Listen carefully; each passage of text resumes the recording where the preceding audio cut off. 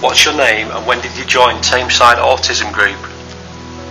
Well, I'm Richard Finch, and I heard about Tameside Autism Group through contacting the Manchester group. And eventually I got enough information from them to find out that there was a group in Tameside, and they must have told the Tameside, Dan at the Tameside group, because sometime after this I got a letter from Dan saying they were starting up this group at HYDE. Well, I live Roaches, about halfway between Mossley and Greenfield, so it was feasible to get to HYDE, and so I began to come along. That's fantastic, thank you. And the actual Manchester group, is the actual website www.asgma.org.uk? I'm not sure what it is, and it is called ASGMA because that is how I first found out about the autism, when the group was originally held at Bowker Vale. And that is many years back, 1992. Okay, thank you. Your article blog is very interesting for providing awareness issues of autism and Aspergers. When did you first realise that some people have autism or Aspergers, and when was it that you were given a diagnosis for autism and Aspergers? Well, my sister read the article, read a resume of the film Rain Man. She has never seen the film, neither have I. And she suspected something, and then she suspected something in her uncles, in other words my uncles as well, but one of them was dead by then, but the other one was still alive. And so I thought some of this article makes sense, and I found out there was a group in Manchester, the Manchester group, ASGMA, and they held the meetings one evening at Bowker Vale near Heaton Park. I was living at East Didsbury, so it depends what the transport's like, but it's feasible to get there. And I went along to the meetings just to listen to hear what was going on, to speak to people. And one evening I was speaking to, she's an official in the National Autistic Society, and she more or less chaired and ran the meetings. She was called Brenda Nally. She's now retired. But I always had to run away by 10 o'clock. Otherwise, if I missed that tram, I'd miss the train back from Piccadilly to get home, and I'd be very late travelling by bus. So I told her, I said, well, look at my watch, it's nearly 10 o'clock, I've got to run and get this tram. Oh, she said, but you live near East Didsbury, don't you? I said, yes. She said, I live not far from there, I've come in my car, I'll give you a lift, forget about the tram. So I forgot about the tram, went home with Brenda Nally in the car, and in the half-hour drive, and remember she was driving, so she couldn't talk to me all the time, she knew you cannot hide Asperger's syndrome from a professional, and she could tell I had this problem. And she told me to go with her name, I think, to my GP in Didsbury. So I went along to the GP and explained this situation, and fortunately he was receptive about this, managed to arrange for me to be interviewed by, I think, a psychologist, and this was done at St Mary's Hospital. Just sorry to interrupt you. When the actual diagnosis for the psychologist, and you got the diagnosis results for the psychologist, how old were you then and what year was it? Well, this was 2 years later, this was 1994, and it was done at St Mary's Hospital just behind Manchester Royal Infirmary. I'm not quite sure how they came to this diagnosis, but there was one thing I noticed particularly. I was, 1994, I was 48. Now, for someone of 48, they do not ask you to go along with your mother. My mother was 84 at the time, but she lost nothing of her mental faculties, nor had she lost any of her memory. And then I realised at the interview why she was being asked, because they specifically asked my mother, did she see any of what she saw in me in relatives that she knew when she was growing up? She said yes, she did. In her two brothers, in other words my uncles, to some extent in her father, in other words my maternal grandfather, and in particular to an elderly aunt. Now, I could never have met this aunt because I don't think this aunt lived more than until after about 1920. She said she was a particularly awkward person, indeed. And they were very interested in this because this meant that my mother's memory, my mother was born in 1910, and her memory went back to about 1915. But she was remembering how people around her in the family had acted. And these people had been born back in the 1870s, and this was important for the epidemiological studies. What I was going to say is, when you were given a diagnosis, who was it that gave you a diagnosis? And when this occurred at that time, was there any practical support or referral support or any aftercare in any way? One, I cannot remember the name of the person who gave me the diagnosis, but if I can discover the diagnostic papers, which I have at home, so I can find his name. As for support or practical advice, nothing.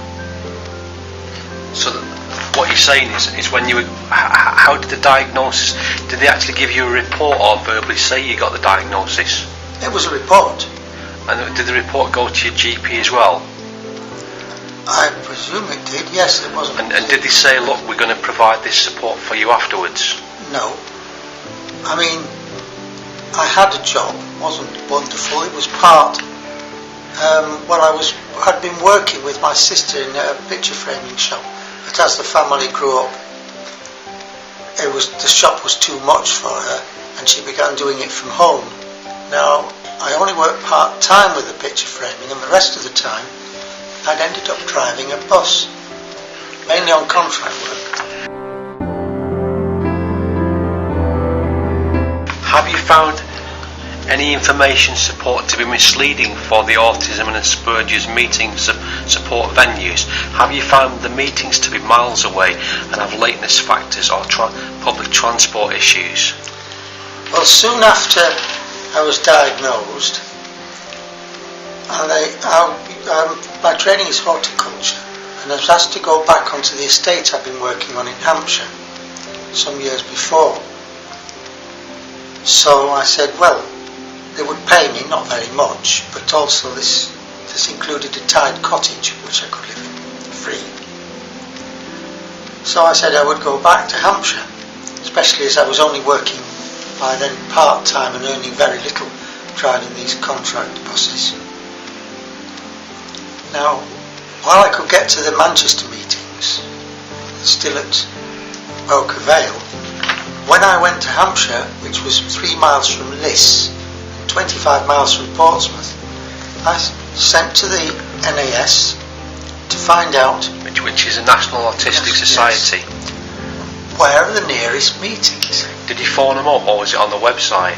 No, I think I telephoned. I don't know how to use a website anyway. And now the nearest meetings they offered me were, I think, Chichester, Winchester. Both of those are completely impractical unless you have your own transport. Winchester is about 20 miles from Liss. Chichester is 25 miles. The most likely venue, which was for adults as well, was Newport. Great. It's 25 miles from Liss about to Portsmouth Harbour on the train. Then you get a ferry. You can't do that in an evening and get back. In other words, there was nothing practical anyway. Yeah. So because you totally relied on public transport in the area. It was massively difficult to get to these venues. I did have my own transport, but I couldn't afford to have used it for that distance. The reason I had my own transport was I had an old van which I could use for collecting things for the estate, but they paid me for the fuel for that.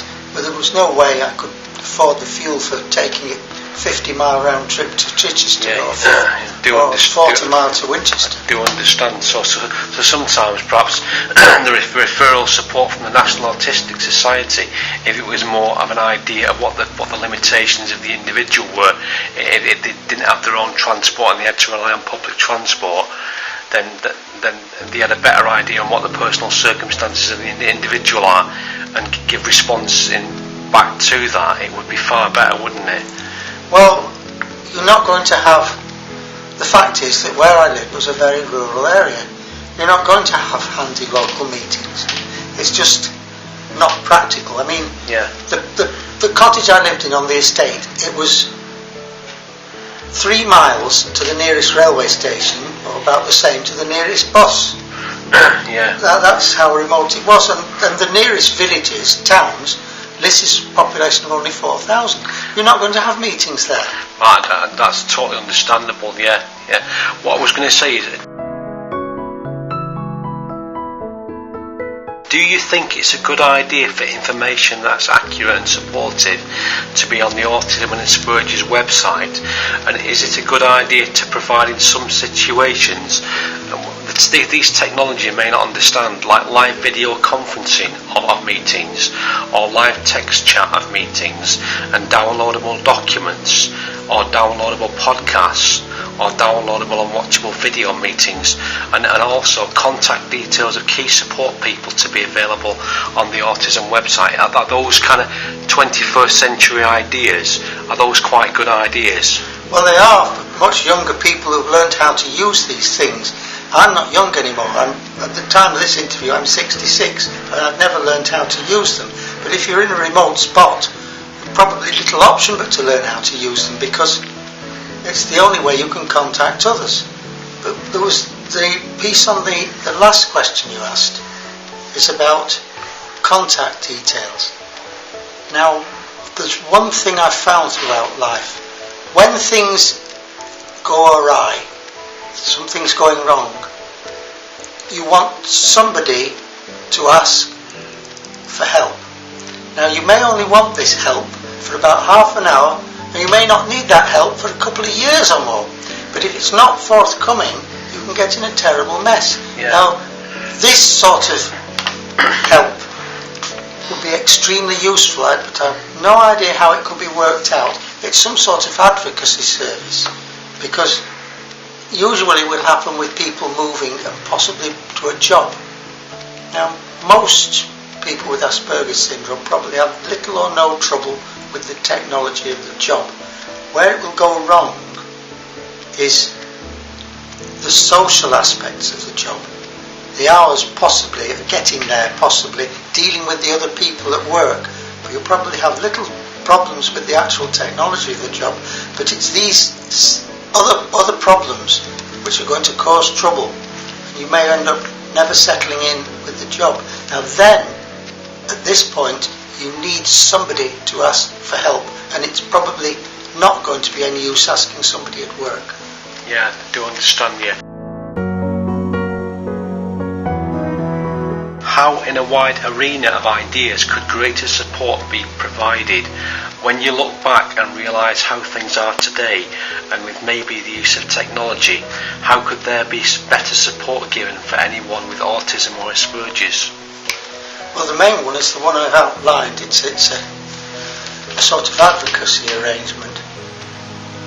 But I've never lived or worked for any length of time in a town. I was born in a city. I was born in Manchester, but I've never actually worked in a city for very long. And if you're in a remote spot, you can be very, very cut off from any sort of help. It's easier in some ways to live there because you don't have lots of people to see to. You don't have a lot of complicated situations such as security and so on in a rural spot.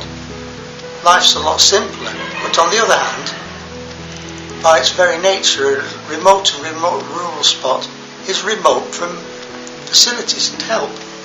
And that's why, particularly with today's technology, and people being much younger have learned how to use that, a means of getting hold of the help, even if you can't physically go and see the person. This is what would be most useful. And what exactly would these, if for example in a future scenario these advocate support workers connected to people with autism or Asperger's, would it be like a free phone number connection line to a service, or what exactly would they do as a job task? What would they do? I don't know, and again there's always the possibility that some people might abuse the service.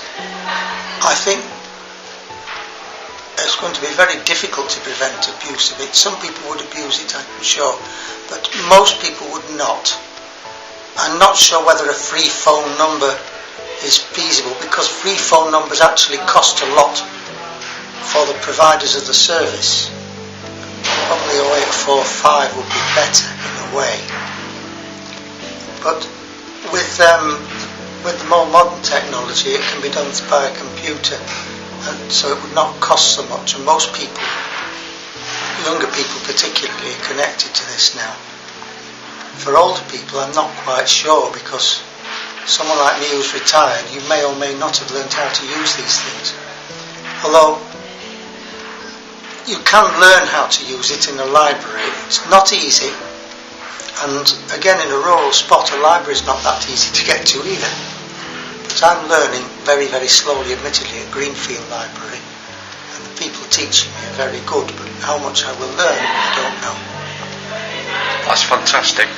Well, concluding, thank you for providing these great and useful answers to these questions that will give a much improved insight into how more effective care could be provided. Thank you, Richard, for the interview.